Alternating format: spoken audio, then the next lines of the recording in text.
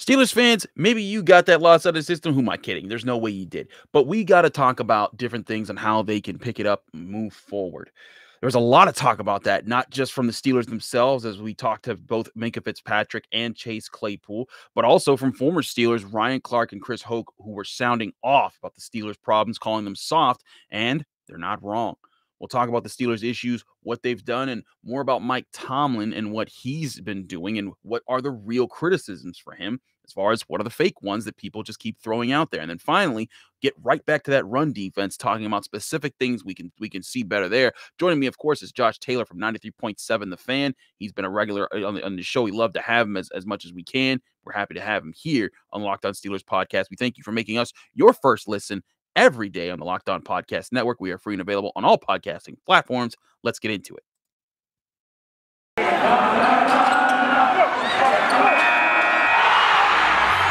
You are Locked On Steelers, your daily Pittsburgh Steelers podcast, part of the Locked On Podcast Network, your team every day.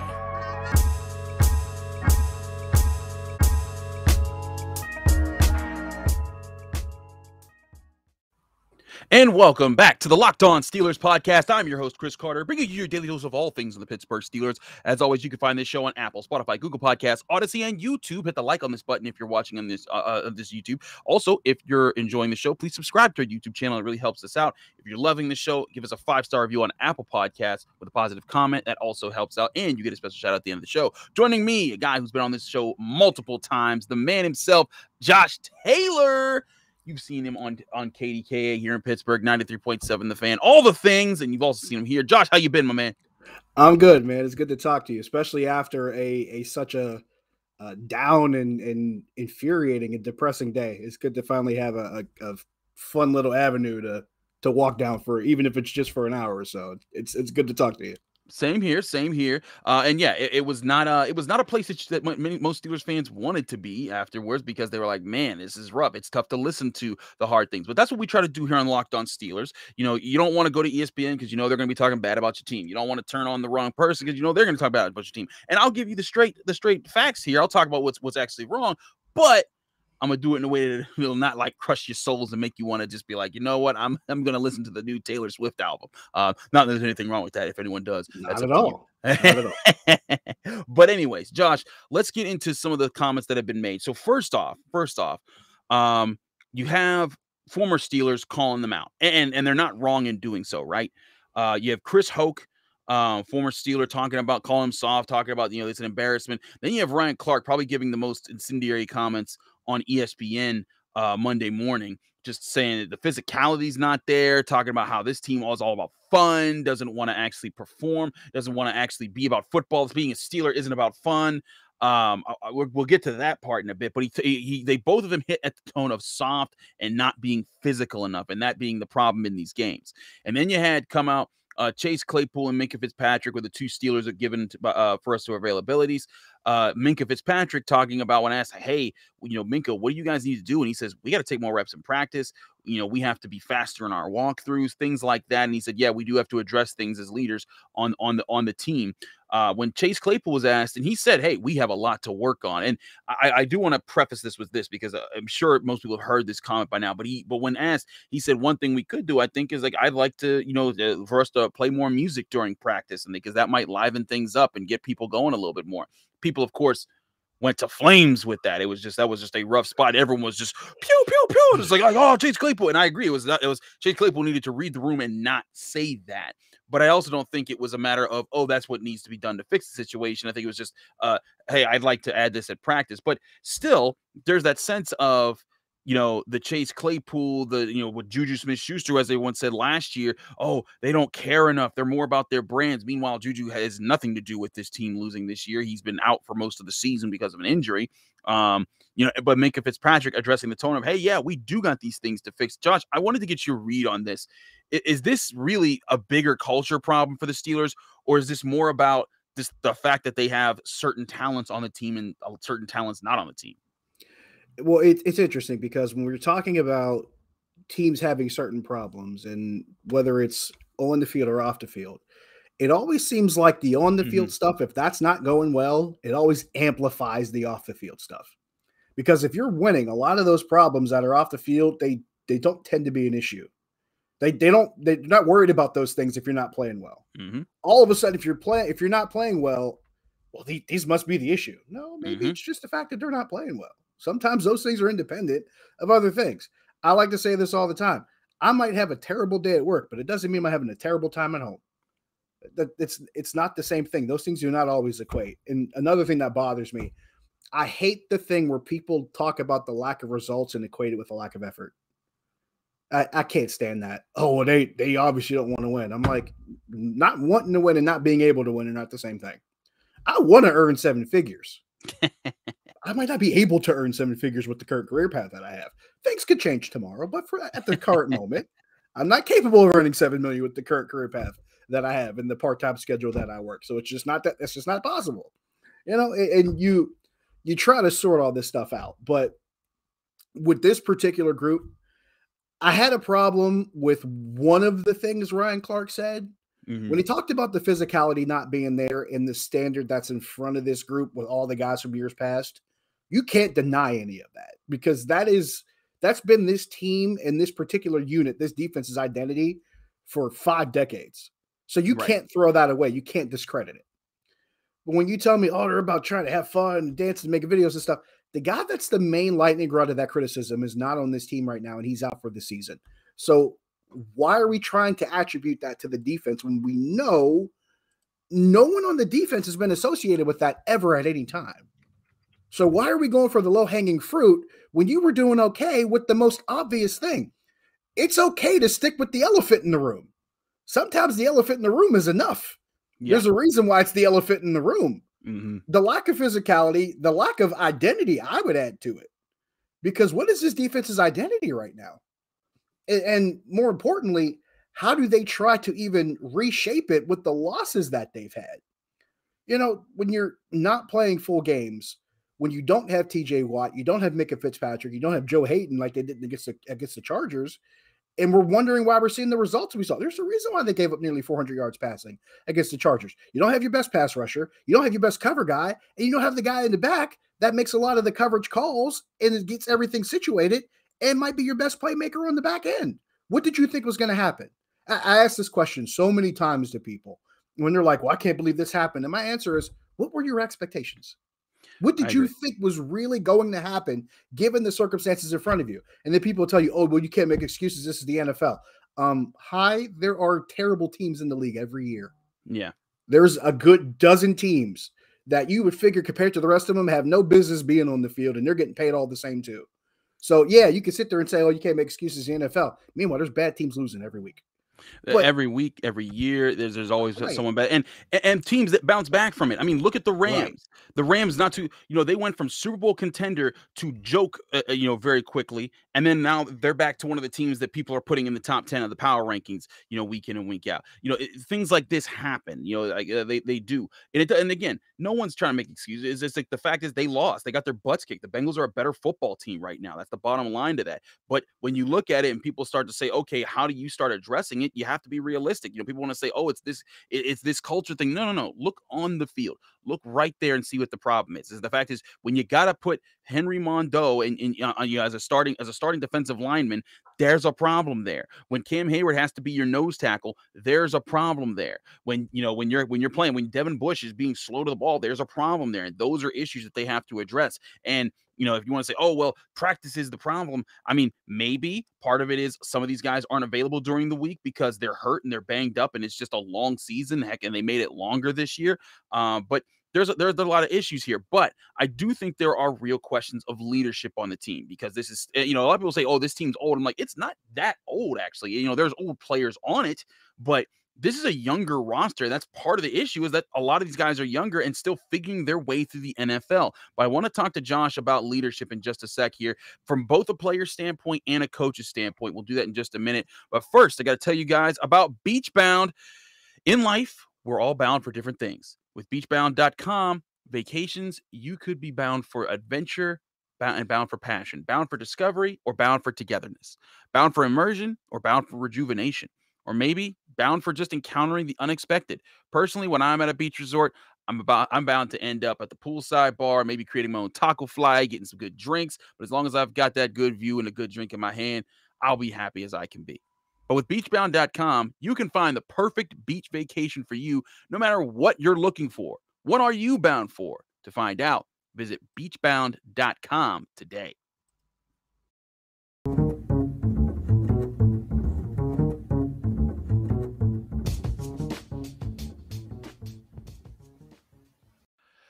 Back here on the Locked On Steelers podcast. I'm Chris Carter here with Josh Taylor. We thank you for making us your first listen every day here on the Locked On Podcast Network.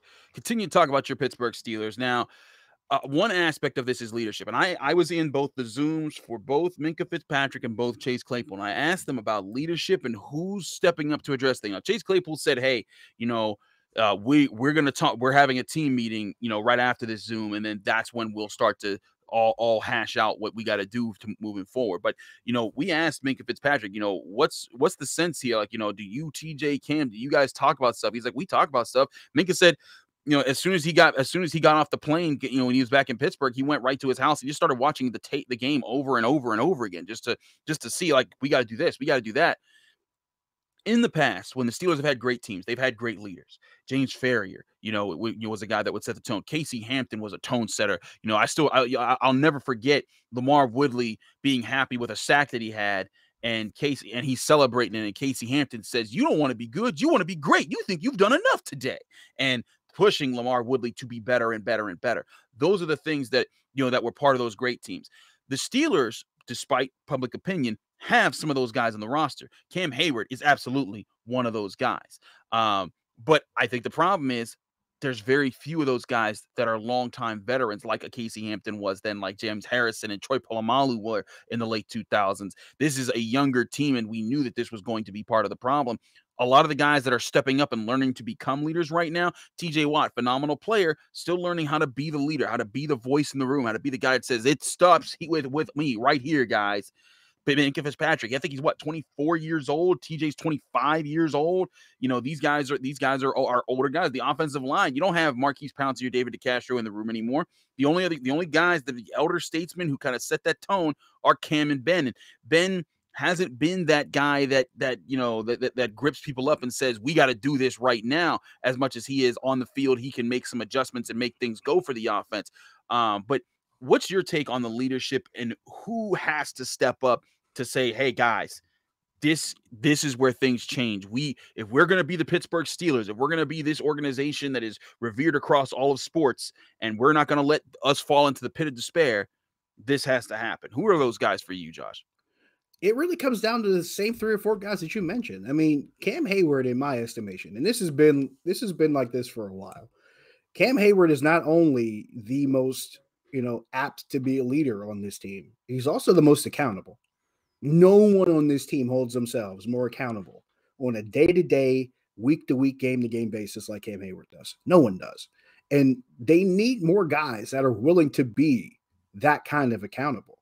I think TJ Watt is on his way to being one of those guys that's accountable day-to-day, week-to-week, game-to-game. TJ's moving on that path. And I think the fact that he has Cam there to learn from, and you could tell just by how they interact, those two, they're on the same page a lot. You can tell They feed off of each other, the chemistry that they have. And I think they share that same kind of mindset. But the problem is you got to get everybody else there on that mindset.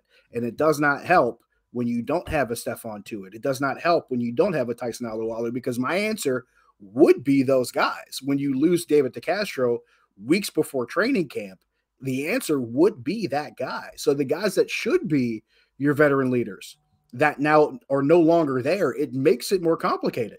I'd make the argument Joe Hayden's one of those guys that should be able, and given how long his career has been and the respect that he has in that room, and they haven't had Joe Hayden the last couple of weeks. So not having him on the field makes that more complicated. But that would be my answer. But now I'm running out of veteran guys. I'm running out of guys over the age of 30 because this team is so young and inexperienced. And, people don't want to believe it because they're still – you look at Ben and Cam and think, well, everybody's that age. No, those are the 2 elder statesmen that's it. On your team. And I'd slide Joe Hayden in there maybe a couple years behind those 2. But that's pretty much it. So it does come down to, if you don't have guys that can lead with experience there, What's the other option?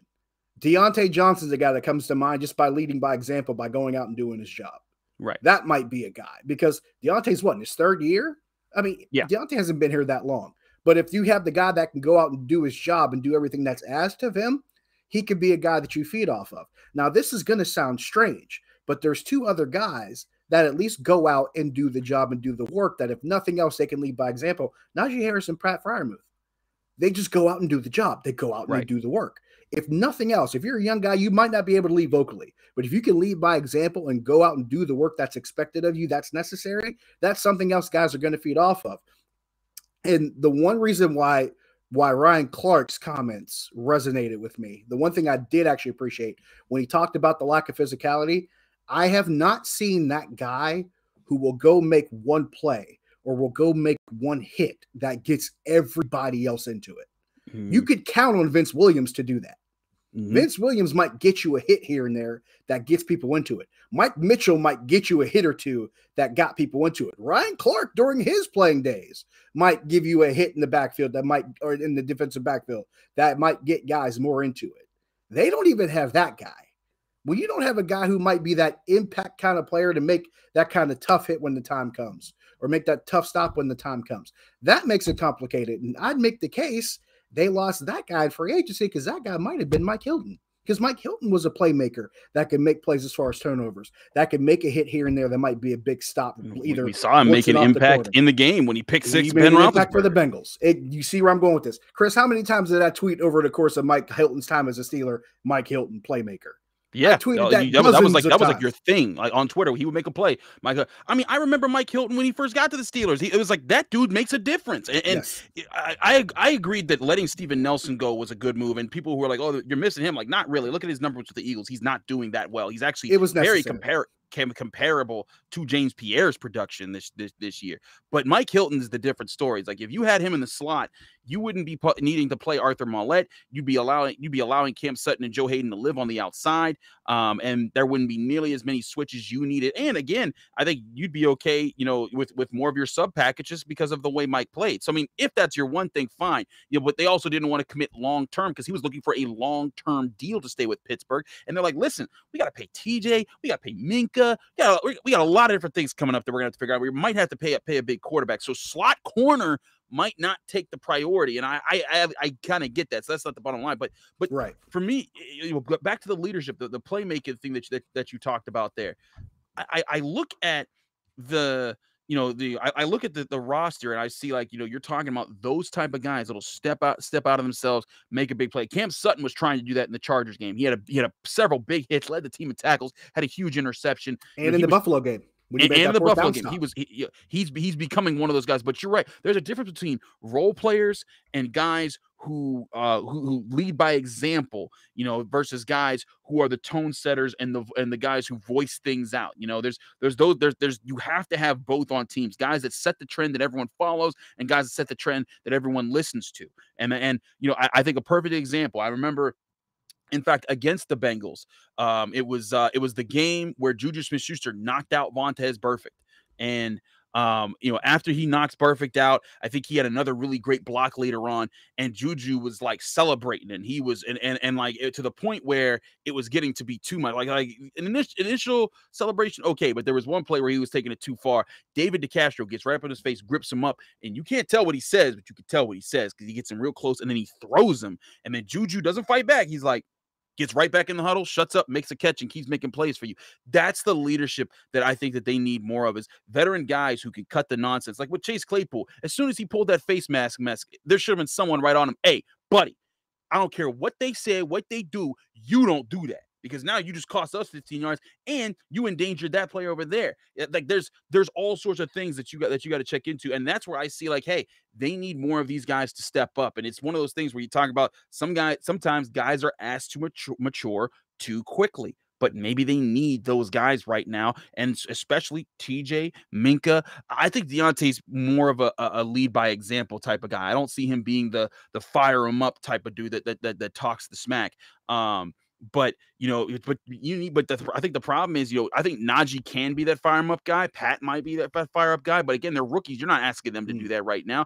And that may be just a realistic problem with this roster. They just don't have the guys on the X's and O's on the on the roster point part as far as talent wise to complete everything, but they also just might have a situation where there's a lot of guys learning how to be an NFL player on top of being an NFL leader.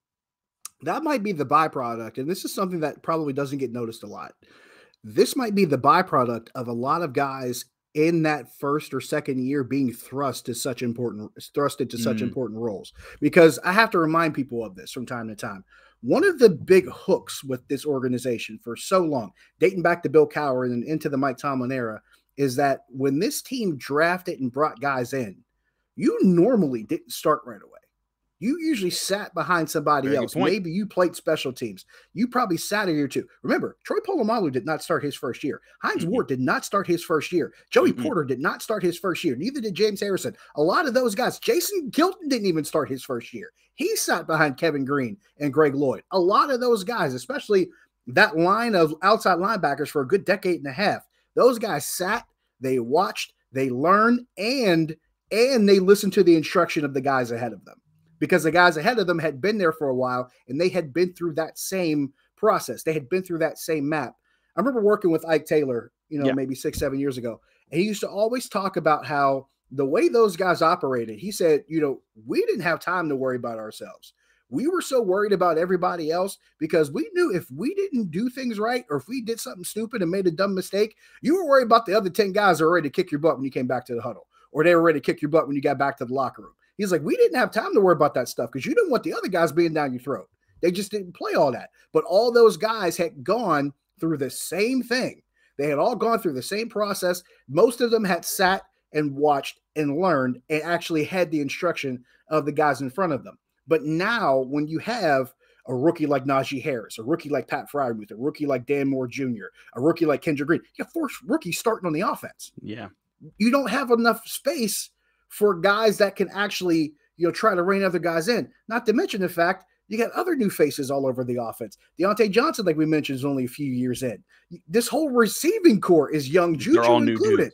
They're all newer or younger guys. There isn't as much of a veteran presence of that guy that can take somebody by the shirt collar and say, hey, what is going on? Get this together. And I'm glad you brought up David DeCastro because they were getting ready to come into this season in training camp expecting to have David DeCastro, both on a roster standpoint and from a leadership standpoint. So they lost both of those elements, and that affects this team in different ways. That's probably a guy that gets put on that list as far as leaders go, and you lost him and you don't have him. And you had other opportunities to maybe have guys like Stephon Tuitt and Tyson Alualu step into that role. But they're not on the field now. So you lose that element. And it's one of those bad snowball effects that guys who probably should have those opportunities are not there right now, and then you lose that also. Yeah, there's a lot of different questions there. But of course, when you talk about leadership, eventually it comes back to Mike Tomlin. And a lot of people want to talk about that. We're going to talk about Mike Tomlin in just a minute here on the Locked On Steelers podcast. But first, I got to remind you guys about our great sponsor, BetOnline.ag. BetOnline has you covered all season long with more props, odds, and lines than ever before as football season continues the march to the playoffs. BetOnline remains your number one spot for all the sports action this season. Head to the new updated desktop or mobile website to sign up today, and you'll receive a 50% welcome bonus on your first deposit. Just use promo code LOCKEDON. That's LOCKEDON. Locked On, all capital letters, all one word, and you'll receive that 50% welcome bonus. They also have basketball, football, and NHL, boxing, UFC, right down to your favorite Vegas casino games. Don't wait to take advantage of all of the amazing offers available for the 2021 season at BetOnline, the fastest and easiest way to bet on all your favorite sports, and BetOnline, where the game starts.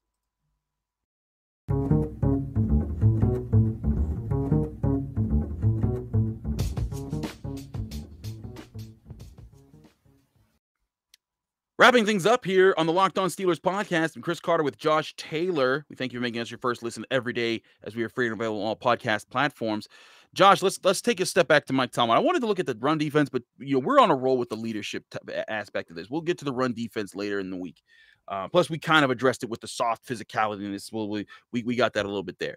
But when it comes to Mike Tomlin, a lot of people are pointing to the lack of leadership as, oh, he's a player's coach, and oh, he doesn't push his players, and he doesn't want them to practice hard. And I said this yesterday during the post game podcast and and everything there. And I was like, listen, I have criticisms for Mike Tomlin. I think that if you wanted to blame and say, hey, you know what, they could have constructed this roster better, they could have put more veterans here or there. Sure, fine, go right ahead. That's but there's a lot of people that want to say, oh man, this stinks about him, and they create this list of 1,000 things that Mike Tomlin has done wrong in his career that doesn't exist. They're like, fake accusations, things that don't actually add up. It's like, well, that's not on him, and that's not on him, and that's not on him. So now when we talk about this one thing that is added on to him that you do blame him for, you're trying to say, oh, that's the 20th thing that I've complained about. It's like, well, okay, maybe this is legitimate, but all these other things you said weren't. And to me, the Steelers lack of leadership on the with young guys coming up. That's a roster situation. What we just said, it's just a matter of what, they had to replenish guys at different times, and you didn't expect one. I'm pretty sure they didn't expect that last year to be Marquise Pouncey's last season until they saw how bad he was playing. They didn't expect David DeCastro to not be able to be back this year. That situation. Those are two leaders that they'd be the guys that would set the tone on offense, and Kendrick Green would more so be learning how to be a guard in the NFL right now, or learning how to be a backup center in the NFL right now. Those are all situations that jumped on him, and it's just a reality of, hey, you know what? You were limited in cap space because you still had Ben Roethlisberger's contract saddled to you, and that's an issue there. But for me, I want to get your opinion on this. Mike Tomlin, when people talk about firing Mike Tomlin, I hear this every week when the Steelers leave, and sometimes when they win, you do too. We see it all over Twitter. People don't understand that you do that, and that doesn't make everything better. Mike Tomlin isn't what holds this team back in the worst times. Oftentimes it's bad injuries at the wrong time, bad mistakes by the guys in the field. But this is the first year, and it's crazy enough. They're 5-5-1. They're literally 500 right now. But this is the first year that people are starting to feel like, man, maybe this isn't it. Maybe this is the bad year. Maybe this is the one losing season that he's had in his entire career. And that seems to be enough for some people who have been waiting for 15 years to say, I want him gone. It's funny. I have a list of favorite criticisms now that make absolutely no sense, and it just keep getting added to every week. My new favorite criticism that makes no sense is about Mike Tomlin's coaching tree, or the lack thereof. And I'm going, all right, why does that matter? But here's the thing that I look at, and I'm sitting there have to remind people, like, this is not what you think it is. I keep hearing that Mike Tomlin isn't vocal enough, and he should be a little bit more of a disciplinarian, and he should be more in guys' faces and things like that. Well, this is something I like to remind people of, especially since we're on the topic of coaching trees. Mike Tomlin broke into the league under Tony Dungy. Tony Dungy wrote a book called Quiet Strength, pretty much explaining his entire career and his path, and how he, got into the career path that he did, and the things that were important to him and helped him have the success that he had. And he talked about how he was able to become a leader that didn't have to yell and scream and didn't have to curse at guys. Tony Dungy is notorious for not even using one curse word. He's a guy who just believes in what he believes in, and being and living a certain kind of way. But he attributed, the kind of style that he used as a coach, he attributed part of that to, of all people, Chuck Noll. He said Chuck Noll had a way of actually being a quiet guiding hand without sometimes not having to make a lot of noise, and being a steady, calm force. He said that's some of the stuff that he picked up. Because remember, not only did he play for Chuck Noll, he coached under Chuck Noll. So you want to talk about coaching trees? Mike Tomlin, technically under Tony Dungy, is under Chuck Noll. So, I'm hearing brains exploding right now as I say that when I listen to this back. But I say all that to say this.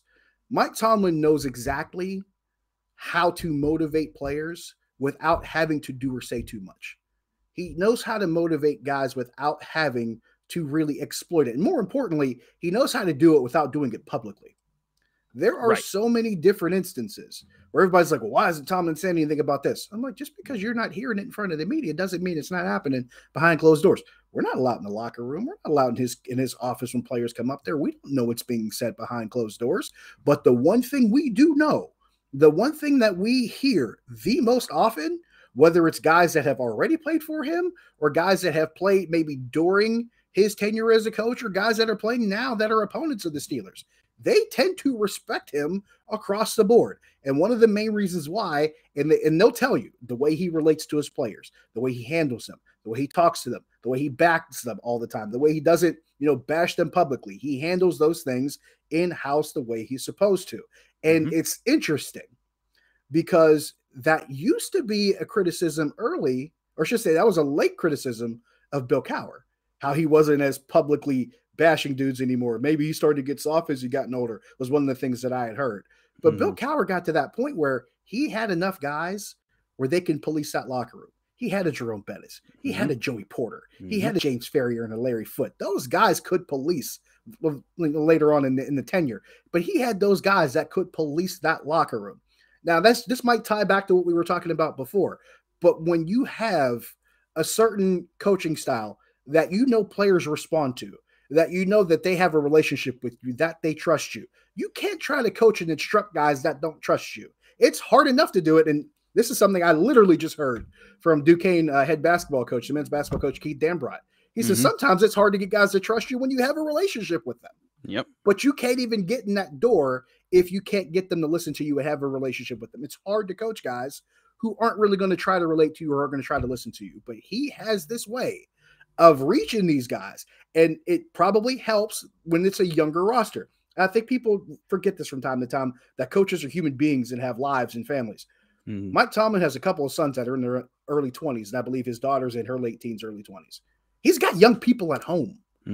He knows how to relate to young people because he's got children that are becoming young adults. There's a reason why he's able to reach Juju. There's a reason why he's probably able to reach Chase Claypool, because his sons are close to the same age. He knows how the people of that age are wired because he deals with it on a regular basis. That's something that you can use to your advantage. Now, granted, they haven't been that age forever. Earlier in his career, he was able to reach guys because he was a younger coach. I had to remind somebody, he was hired for this job at 34 years old. The youngest head coach to win a Super Bowl. Mike Tomlin was so young when he broke into coaching, he coached his own college teammate as a defensive coordinator in Minnesota. Now, we won't mention that teammate's name because there's a lot attached to that. And if you know, you know. But yeah, we're talking about a situation where he broke in as a young coach. So he was able to relate to guys from the giddy up. And then as you get older, having still connection to younger people and younger men and being able to keep that message consistent over time. And he's still only 49. He's still young by age standards. As if you want to really get into it and mince things up, you know, this is something that gets lost on people. They just assume every coach to be some old, crotchety, angry, yelling guy. That's not how this works. That's not the reality of the NFL now. The NFL as a whole is skewing so much more towards younger coaches because they're trying to keep up with a league that's getting younger. Sports is a younger man's game across the board. You've seen that change in baseball. You're seeing it now in the NFL. You're seeing it in basketball. There's a bigger premium. It's a bigger commodity now to be younger. So if you have people that are trying to direct and lead and instruct younger people, you better be able to relate to them, or you're not going to last long in that job because you're not going to do it very well. And that's the thing that Mike Tomlin has that I don't think many people in this town appreciate. And I think they kind of take it for granted and say, oh, well, he's too busy trying to be friends with them and being a player's coach. You go try to talk to some 20-year-old kids and see how they respond to you. You try to come at them sideways in any old kind of way and see how they feel about it. And I'll say this as a guy who just turned 40, but I remember how I was at 20, 21, 22 years old. If you came at me sideways, I'd probably look at you like you were crazy, especially if you're from where I came from, especially if you came from where you came from. It's the same dynamic. And Josh, I want to address this because I know this is what someone steaming is watching this is saying, well, what about the lack of playoff wins? What about that? What about the not winning a Super Bowl? And I'm like, listen, buddy, you know, I say this a lot when I point this out. Like, first of all, go back and look at those playoff losses and ask yourself who was missing from those games and how did that impact those losses. A lot of people forget that. A lot of times the teams that win the playoffs aren't necessarily the best teams. They're the healthiest teams. Like that was a big factor for the Steelers in their 2005 run was that they had all the right players available that season for that big run. And that's a big reason why they took out a lot of teams when they won Bill Cowher's Super Bowl. Same thing for 2008. They had a lot of players healthy at the right times of the season, and they were able to go out there and be good. You know, but you think back to all those playoff losses, the problem. But, you know, again, a bad head coach, which people accuse Mike Tomlin of being, if you're there's no way you're a bad head coach and you're the fourth fastest coach in NFL history to 150 wins. And people say, well, that doesn't count because that doesn't matter about playoffs. It's like, well, how do you get to the playoffs? You win the games that you play. And no you got to win games in the regular season to make the playoffs. Exactly. What are we talking about? That's the dumbest thing I've ever heard. You know what I call that? I call that the Mitch Hedberg factor. For Mitch Hedberg fans, you know what I'm talking about. There's a joke that Mitch Hedberg had. You know, he talks about people that just see the absolute wrong thing. And they'll say, hey, Mitch, do you want an apple? No, eventually it'll be a core. It's the same thing. Yeah. We're trying to sit there and say regular season wins aren't important, but he's 5-5-1 right now, right? Mm-hmm. And why aren't people happy? Because they're 5-5-1. Right. And because they're so used to being 6-2, 7-3 in that range. And that's where people are right now. And that's the other thing here is that people are losing their minds over a team that's 500.